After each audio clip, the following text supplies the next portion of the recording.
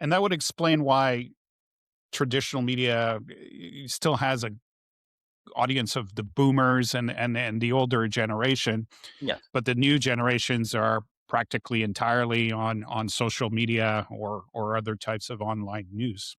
Yeah, yeah, definitely. I've seen that, Emmanuel, in the statistics, and I think a lot of it has to do with cord cutting as well. Like, I'm in my early 30s. I have never paid for cable. Like, ever since I've been living by myself, I've never had cable.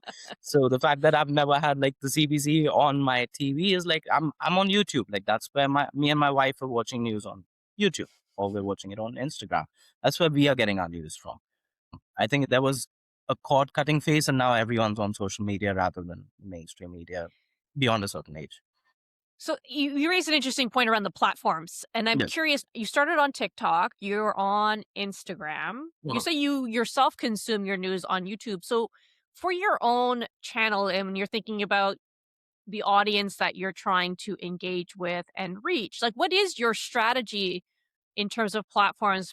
Before we turned on hit the record button, Vishesh and I were talking about it's hard to maintain multiple channels and platforms at the same time, and it can be a bit of a grind. So, like, what is your lens that you're using to say I'm not going to do Mhm. YouTube, or is that part of your plan in the future?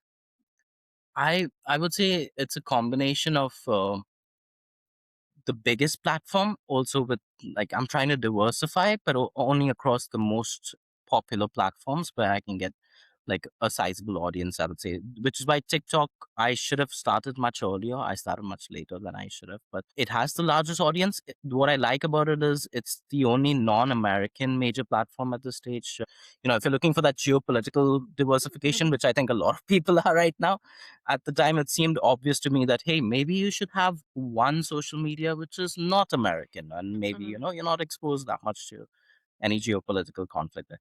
So that being said, I have tried social media in all sorts of formats. TikTok is the only one where I've had any sort of traction. So I do focus on TikTok and then download the video and re-upload it to Instagram. Or in the future, I will start doing YouTube Shorts as well.